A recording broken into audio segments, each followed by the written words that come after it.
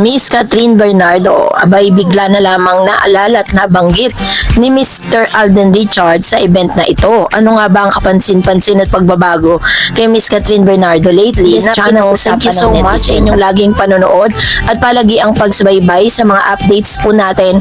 Maraming salamat po.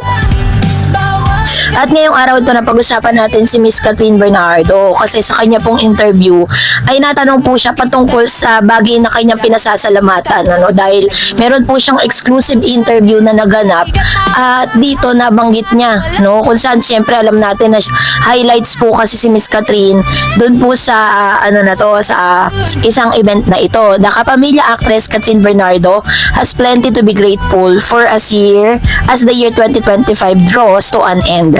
In an exclusive interview with Push, ABS-CBN Catherine shared personal growth and maturity are among the biggest gains she cherished this year. And of course, syempre po, sabi din ni Miss Catherine, sabi niya, I'm thankful for growth in all aspect and I got to experience this year talaga. Like it is more of a personal growth because it is such a beautiful thing. Ang ibang yung fulfillment siguro kapag na-feel mo personally, sabi niya. As she prepared to enter a new decade, the soon-to-be 30-year-old actress also highlighted good health as one of the greatest blessing. And then I'm thankful for good health as well. Now that I'm about 30 years old soon, ngayon ko mas napapahalagahan, sabi niya, having a healthy body. Sabi niya, ang dami mong pwedeng magawa because of good health.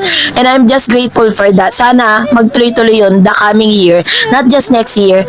And mas marami pa tayong ipagpapasalamat. Yan ang ilan sa mga statement ni Miss Catherine. Catherine was one of the Kapamilya star who joined the ABS-CBN annual Christmas special celebration. She has grown deeply fond of online teasers revealed, Catherine performing in several numbers, including production with close friends Julia Montes, singing performance with Ma Salvador and James Reid, and the latter her co-star in the upcoming Kapamilya series Someone Someday, and a fun stage appearance with Vice Ganda, Coco Martin, and other Kapamilya artists for the Christmas ID Love, Joy, Hope, Sabay Tayo Ngayong Pasko. So, kapansin-pansin din po ang ilan sa mga pagbabago dito kay Miss Catherine kasi parang napansin ng ilan na talagang may malaking changes na naganap dito kay Miss Catherine. Napansin kasi nila na parang nagkalaman daw di umano si Miss Catherine. Nag-viral kamakailan sa social media ang bagong post si Catherine Bernardo na makikitang suot niyang very fit na army green leggings at dilaw na sandok. Kuha ang larawan matapos ang kanyang yoga session. Simple man ang kanyang kasuotan ay hindi pa rin nakakaila ang natural na ganda at fresh aura ni Catherine na agad umani ng libo-libong likes at komento mula sa mga netizen. Hindi rin nakaligtas sa mapanuring mata ng publiko ang katawan ni Catherine. May nagsabing bahagya raw itong tumaba at nagkalaman. Gayunpaman ay imbes na mabatikos, mas marami ang nagsasabing mas lalo raw itong naging sexy at blooming. Ito ang komento ng ilang netizen. Mas bagay sa iyan, healthy looking and glowing. Hindi payat pero ang ganda ng hubog, mas natural. Marami rin ang pumuri sa confidence ng aktres sa pagpapakita ng kanyang natural na pangangatawan. Ayon sa ilang netizen, ang sarap tignan ni Catherine kasi hindi pilit, mukhang masaya at kontento. Iba talaga kapag inaalaga ng sarili, kita sa aura at sa katawan. Samantalang hindi rin naiwasang iugnay ng ilang netizen ang blooming look ni Catherine sa kanyang love life. Usap-usapan ngayon na may namamagitan umano sa kanya at sa kanyang rumored boyfriend na si Mayor Mark Alcala. Sabi diyan, mukhang inspired daw si Catherine at halatang in love, sabi ng mga netizen. Meron din nagsabing kapag masaya sa love life, talagang lumalabas ang itsura. Sa kabila ng mga spekulasyon ay nananatiling tikom ang bibig ni Catherine tungkol sa tunay na estado ng kanyang puso. Gayunpaman, para sa kanyang mga tagahanga ay sapat na raw na makita siyang masaya, healthy at blooming. Kahit ano pa ang importante, masaya si Catherine at mahal niya ang sarili niya, hirit ng isang netizen na sinang-ayunan naman ng marami. So yun po yung ilan sa mga napansin ng mga netizen dito po kay Miss Catherine Bernardo. At sa isang balita din talaga pinag-usapan po at nag-trending matapos nga po kasi yung concert ni Mr. Alden Richards, kasi meron po siya dong mga numbers sa ginawa at tila baga parang nagto-throwback at may mga naaalala si Mr. Alden Richards sa kanya pong mga kinanta at napasigaw nga ang ilang mga netizen nang marinig po nila yung isang kanta na nagpaalala sa Kat din. Talagang si Alden Richards pa mismo ang nagbigay din dito, panoorin na.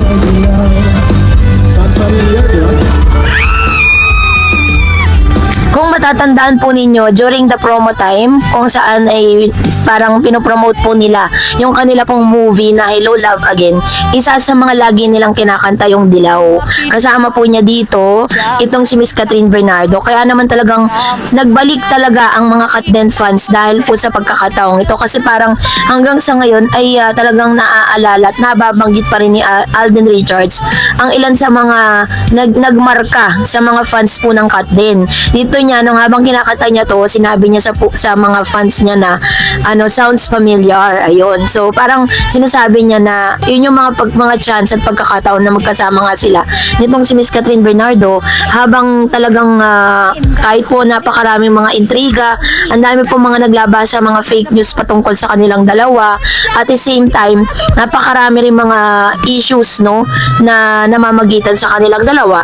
Like for example, sinasabing binasted daw ni Miss Catherine si Alden. Meron din naman nagsabi na parang hindi sila nagpapansinan kasi magkagalit silang dalawa. Pero sa mga event, kapag nagkikita sila, hindi naman sila nag-iisnaban, 'di ba? Parang parang ginagawa lang nila yung mga issue na yun kasi just for the clout, para mapag-usapan, may maibalita at may maikomento patungkol sa mga bagay na ito. Pero as of this moment naman, nakikita natin that Alden Richards is sincerely, sinasabi niya that he was very happy and single right now. Ganon din naman si Catherine. Kahit ano pong mga intriga ay wala po siyang sinasagot patungkol sa rumored na lalaki na nauugnay sa pangalan niya. Pero ang pinakamasakit lang sa part ni Catherine is parang kino-compare siya dun po sa bagong jowa ni Mr. Daniel Padilla. Diba? Parang sinasabi nila na mas nag-level up daw, pero sa tingin ko naman wala naman pong ganun. Diba? Kasi Catherine is Catherine, Kayla is Kayla. Magkaibang tao po sila. So, it's unfair na parang pagkukumparahin itong si Catherine at saka si Kayla.